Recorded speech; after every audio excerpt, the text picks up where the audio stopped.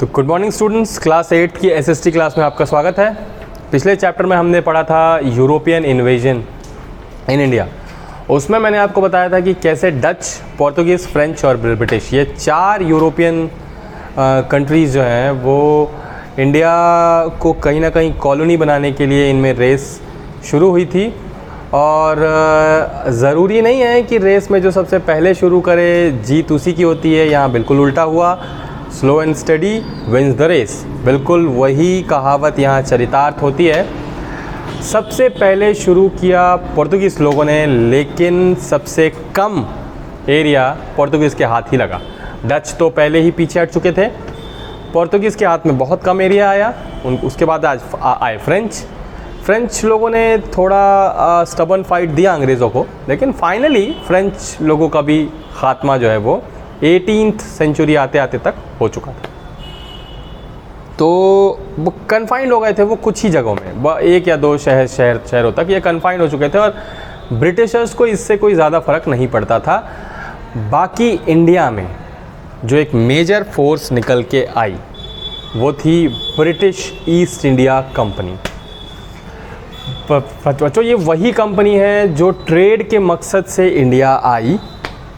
शुरू में ट्रेड ही किया, लेकिन उसके बाद धीरे धीरे जो इनको छूट मिलती गई, उस छूट का फ़ायदा ये उठाते इन्होंने पूरे के पूरे देश को जो है अपनी कॉलोनी बना लिया, कब्ज़ा कर लिया और यहाँ हमारे देश के ट्रेड को तबाह करना शुरू किया। तो बच्चों, यहाँ मैं एक चीज़ आपको बताना चाहता हूँ कि किसी भी देश को अगर आपको खोखला करना है, किसी भी देश को अगर आपको कब्ज़े में करना है, काबू में करना है, तो कुछ स्टेप्स होते हैं जिनको फॉलो करना होता है। अंग्रेज़ों ने भी वही किया। आप उस देश के ट्रेड को टेक ओवर कीजिए, आप उस देश के कल्चर को टेक ओवर कीजिए, आप उस देश के एजुकेशन को टेक ओवर कीजिए।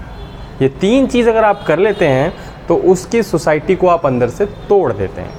अंग्रेज़ों ने यही किया। पहले उन्होंने ट्रेड को टेक ओवर किया कम्प्लीटली, उसके बाद उन्होंने कल्चर पे हमला बोला, फिर एजुकेशन पे। और एजुकेशन पे जो वो हमला करके गए वो हम आज तक भुगत रहे हैं। आज भी हम उस चीज़ को ढो के चलते जा रहे हैं। खैर, ये बात की बात है। पहले हम बात करते हैं ट्रेड की, कि उन्होंने ट्रेड में हमारे साथ क्या किया। तो ब्रिटिशर्स जो थे वो शाहजहाँ के टाइम से ही आना जाना शुरू कर चुके थे और औरंगज़ेब की मृत्यु के बाद मुग़ल डायनेस्टी में कोई भी ऐसा राजा नहीं था जो दमदार हो या जिसके पास एडमिनिस्ट्रेशन करने की वो शक्ति हो या बुद्धि हो। तो मुग़ल अम्पायर वहाँ से गिरना शुरू हो गया। इसके लिए औरंगज़ेब भी बहुत ज़िम्मेदार था, क्योंकि उसने अम्पायर को इतना फैला दिया था कि उसको कंट्रोल कर पाना किसी के लिए आसान नहीं था। जेनिथ पे पहुंचा दिया था, बिल्कुल पीक पे पहुंचा दिया था। तो ब्रिटिशर्स ने जो है टेक ओवर किया धीरे धीरे। सबसे पहला काम उन्होंने किया कि वो भारत से रॉ मटेरियल जो है लेने लगे, सस्ते या फिर कहना चाहिए औने पौने दाम पे, या दाम भी नहीं देते थे। और वो किस चीज़ का रॉ मटेरियल? तो ब्रिटेन में इंडस्ट्रियल रेवोल्यूशन हुआ था, फैक्ट्रियाँ लगनी शुरू हुई थी। उस ज़माने में 2 ही फैक्ट्रियों का बोलबाला था, एक तो आयरन एंड स्टील इंडस्ट्री और दूसरा कपड़ा इंडस्ट्री यानी कि टेक्सटाइल इंडस्ट्री। तो टेक्सटाइल इंडस्ट्री के लिए कॉटन कहाँ से आए, टेक्सटाइल इंडस्ट्रीज़ के लिए जूट कहाँ से आए?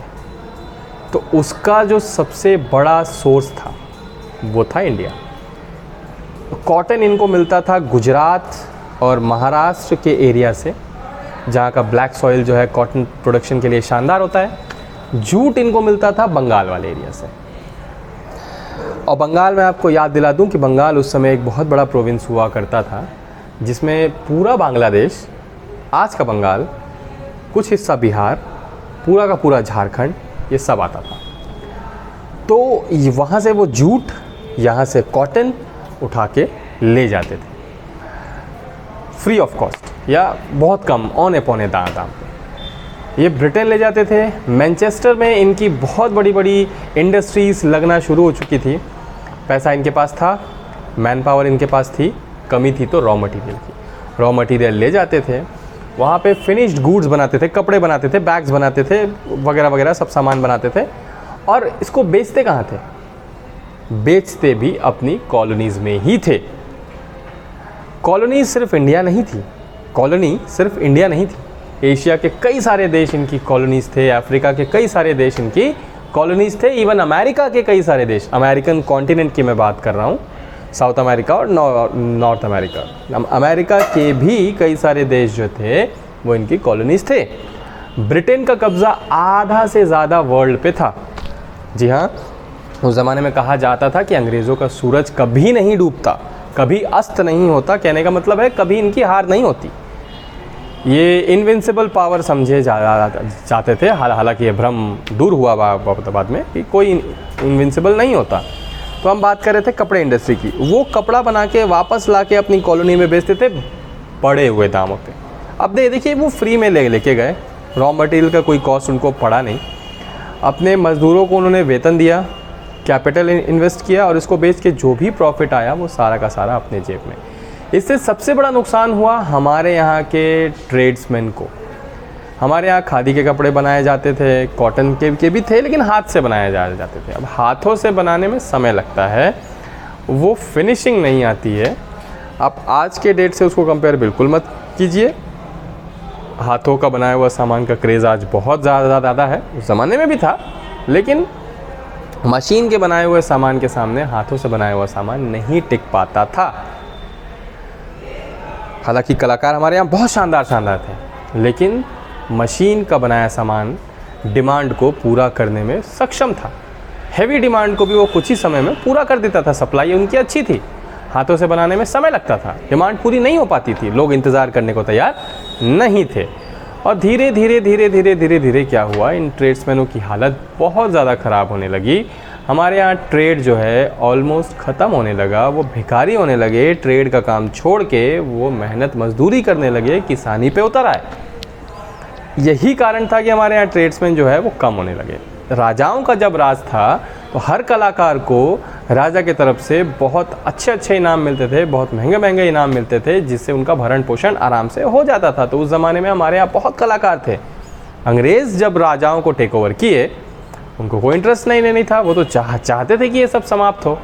तो उन्होंने कलाकारों को कुछ भी देने से मना कर दिया, जिसके कारण कलाकारों को ये बात समझ में आ गई कि हमारा भरण पोषण इससे नहीं हो सकता। यही चीज़ आज भी चली आ रही है, कुछ हद तक दूर किया जा रहा है, लेकिन आज भी अगर आप किसी आर्टिस्टिक फील्ड में जाने की सोचो तो आपको सोचना पड़ता है कि क्या आपको लोगों की मदद मिलेगी, क्या आपको दान मिलेगा, क्या आपको पैसे मिलेंगे। तो जवाब आता है कि नहीं।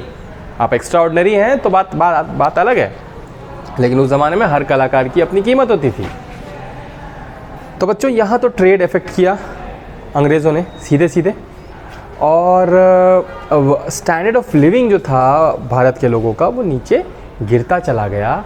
एजुकेशन भी अंग्रेज़ों ने अपने हिसाब से दी। अब आप समझिए, इस चक्र को आप समझिए कि पहले तो उन्होंने हमारा लाइवलीहुड छीना, एजुकेशन अपने हिसाब से दिया, कल्चर हमारा छीना। ये सिर्फ हमको फिज़िकली नहीं, मेंटली भी गुलाम बनाने की प्लानिंग कर रहे थे, और ये सक्सेस हो भी गए थे। तो बच्चों, बहुत ज़्यादा बड़ा नहीं रखेंगे हम, यहाँ आप समझ गए कि कैसे उन्होंने हमको गुलाम बनाया। आगे हम देखेंगे हमारी आज़ादी की लड़ाई, और फाइनली हम उनसे आज़ाद कैसे हुए, किन किन योद्धाओं ने अपना सर्वस्व न्यौछावर किया, वो सब हम देखेंगे आने वाले चैप्टर में। नोट्स को लेकर मैं आपको एक चीज़ बताना चाहूँगा। बुक का जो एक्सरसाइज है, जितने भी ऑब्जेक्टिव टाइप्स हैं, बुक पढ़ के आपको ज़रूर उनका आंसर मिल जाएगा। इवन सब्जेक्टिव क्वेश्चंस के भी आपको आंसर मिल जाएंगे। स्टेट बोर्ड का बुक है, बहुत आराम से आपको मिल जाएगा। वो लिख के आप मेरे पर्सनल नंबर पे फ़ोटो खींच के भेजेंगे, तभी मैं समझूंगा कि आपने नोट्स किया है, और आगे का चैप्टर जो है मैं शुरू करूँगा। तो बच्चों, आज के लिए इतना ही। Thank you.